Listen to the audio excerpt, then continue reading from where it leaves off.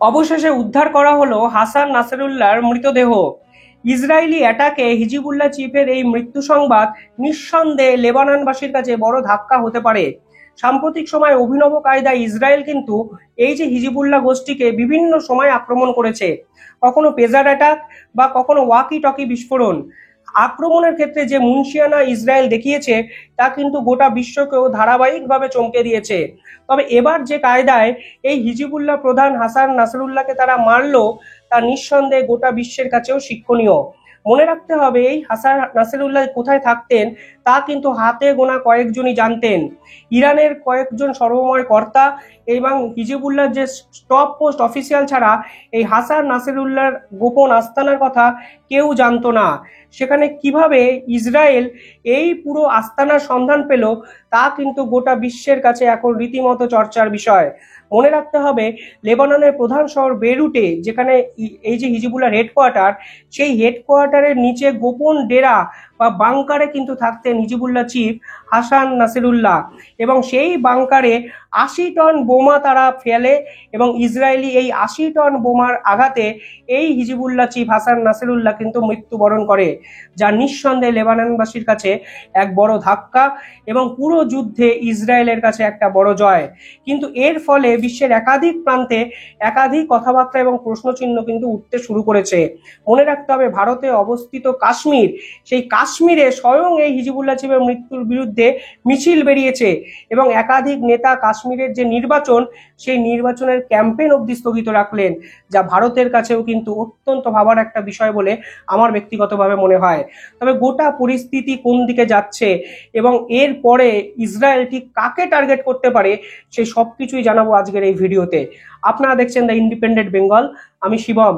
যারা এই ভিডিওটি দেখছেন তাদের ছোট্ট একটা অনুরোধ, চ্যানেলটি সাবস্ক্রাইব করে পাশে থাকা বেল আইকনটি ক্লিক করে পাশে থাকবেন।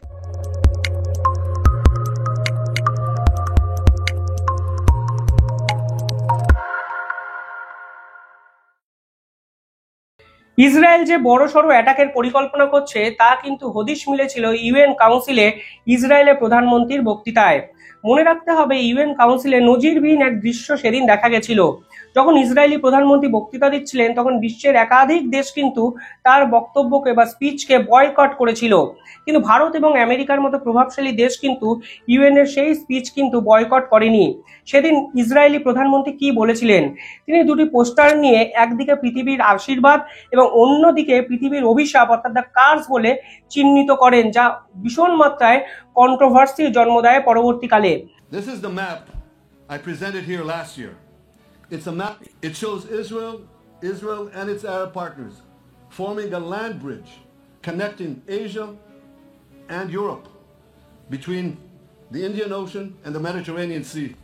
Across this bridge, we will lay rail lines, energy pipelines, fiber optic cables, and this will serve the betterment of 2 billion people. Now look at this second map. It's a map. Look at the second map. It's a map of a curse. It's a map of an arc of terror that Iran has created and imposed from the Indian Ocean to the Mediterranean. Iran's malignant arc has shut down international waterways. It cuts off trade. It destroys millions, destroys nations from within, and inflicts misery on millions. On the one hand, a bright blessing, a future of hope. On the other hand, a dark future of despair. And if you think this dark map is only a curse for Israel, if you think that, then you should think again. Because Iran's aggression, if it's not checked, will endanger every single country in the Middle East and many, many countries in the rest of the world.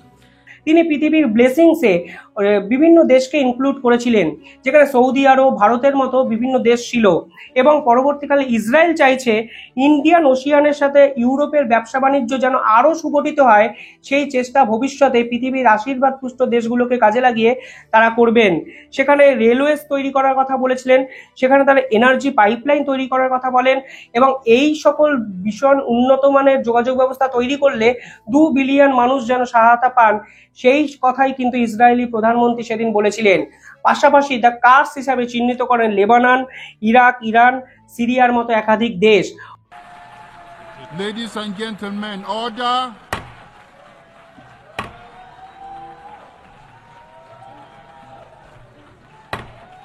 Order, please. অর্থাৎ এই রকম controversial বক্তৃতা Israeli president যেভাবে দিয়েছিলেন তার নিঃসন্দেহে গোটা বিশ্বকেও কিন্তু চমকে দিয়েছিল। আর তারপরেই এই হিজিবুল্লাহ চিফের উপর এই ব্যাংকার ব্লাস্ট বোমার আক্রমণ, যার ফলে প্রাণ হারালেন এই লেবাননের যে সিদ্ধ পুরুষ, অনেকে তাকে পুজো করেন, ভগবানের মতো প্রচার করেন, সেই হিজিবুল্লাহ প্রধান হাসান নাসেরুল্লাহ। এই হাসান নাসেরুল্লাহর মৃত্যুতে সব থেকে বেশি বিপাকে পড়তে পারে ইরান। ইরানের সুপ্রিম লিডার ঘামিনির সঙ্গে এই হিজিবুল্লাহ চিফের অত্যন্ত ভালো সম্পর্ক ছিল। ঘামিনি কিছুদিন আগে আগ বাড়িয়ে ভারতকে নিয়ে একটি টুইটও করেছিলেন, যেখানে তিনি গাজার সঙ্গে ভারতের এই মুসলমানদের সম্পর্ক নিয়ে বিভিন্ন কথাবার্তা বলেন। যে টুইটের পাল্টা দিয়েছিল স্বয়ং ইসরায়েল, এবং ভারতের বিদেশ মন্ত্রক জয়শঙ্কর কড়া ভাষায় এর তীব্র নিন্দা করেছিল। সেই ঘামিনির সঙ্গে এই হিজিবুল্লাহ চিফের এতটাই ভালো সম্পর্ক যে এই হিজিবুল্লাহ চিফ হাসান নাসরুল্লাহর মৃত্যুর পর এই ঘামিনি কিন্তু নিজের যে সিকিউরিটি কাউন্সিল তাদেরকে এমার্জেন্সি বেসিসে একটি মিটিংয়ে ডেকেছিলেন। অর্থাৎ ললাট লিখনটা স্পষ্ট হয়ে গেছিল। মনে রাখতে হবে, ইরান কিন্তু একটি নিউক্লিয়ার বোম বানানোর প্রক্রিয়া শুরু করে দিয়েছে। ফলে লেবাননের লক্ষ্য ছিল ইরানের সহায়তায় সেই পারমাণবিক বোমটিকে বিভিন্ন ক্ষেত্রে ইসরায়েলের বিপক্ষে কাজে লাগাতে। কিন্তু এই হিজিবুল্লাহ চিফের মৃত্যুর পর সব জল্পনা রীতিমতো চাপা দেওয়া হলো। মানে সব ধামাচাপা পড়ে গিয়ে লেবানন এবং ইরান যেরকম ভাবে আক্রমণের সম্মুখীন হলেন তা কিন্তু তাদের কাছেও এক বড় বিপর্যয় নিয়ে আসতে পারে। কিন্তু উল্লেখযোগ্যভাবে এরপরে ভারতে অবস্থিত কাশ্মীরে প্রতিবাদ হলো, বিক্ষুব্ধদের মিছিল হলো এবং হাসান নাসরুল্লাহর নামে একাধিক স্লোগানিং হলো।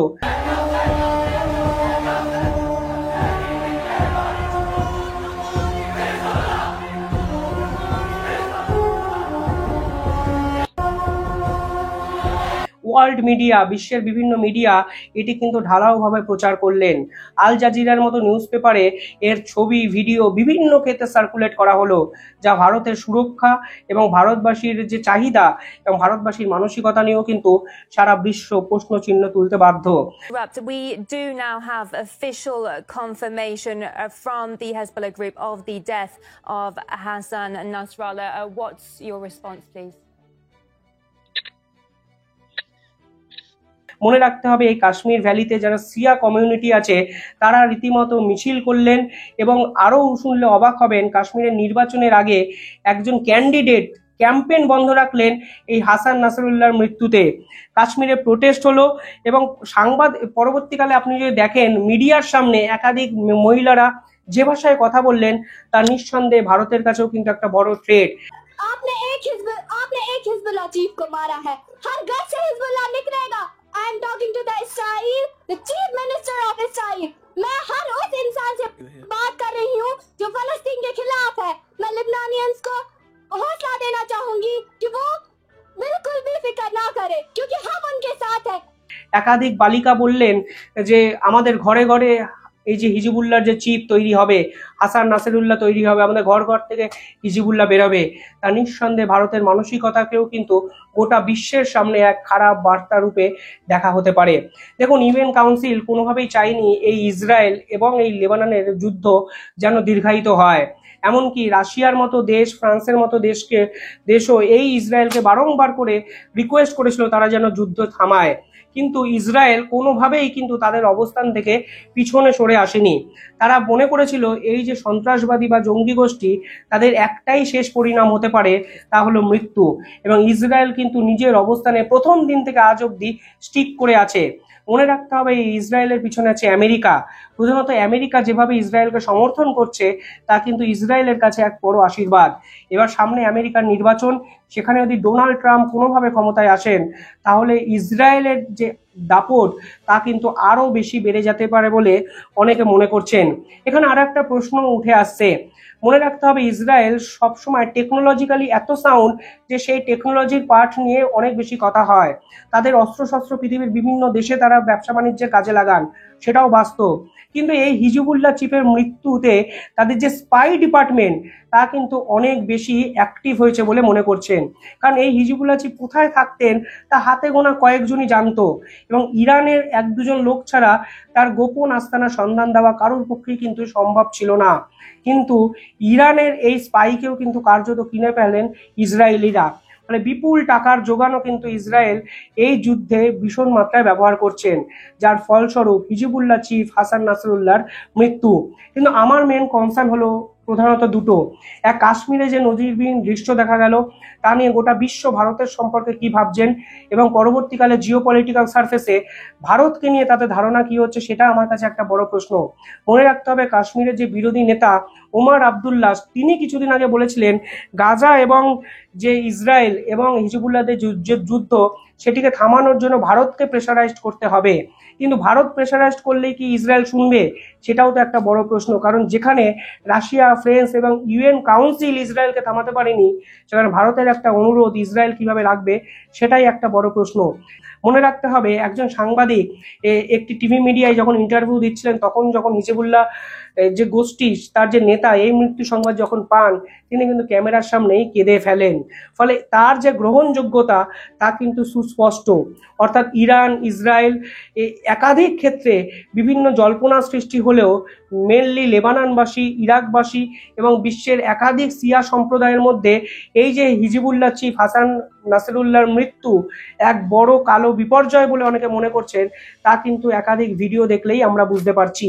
কিন্তু সব মিলিয়ে ভারতের অন্তর্গত কাশ্মীরে যেরকম আন্দোলনের চিত্র আমরা দেখলাম, তা কিন্তু গোটা ভারতকে নিয়ে বহির্বিশ্বের কাছেও বিভিন্ন বার্তা যাবে বলে আমার মনে হয়। ভারত সরকার এই মুহূর্তে কাশ্মীরের নির্বাচন নিয়ে ব্যস্ত।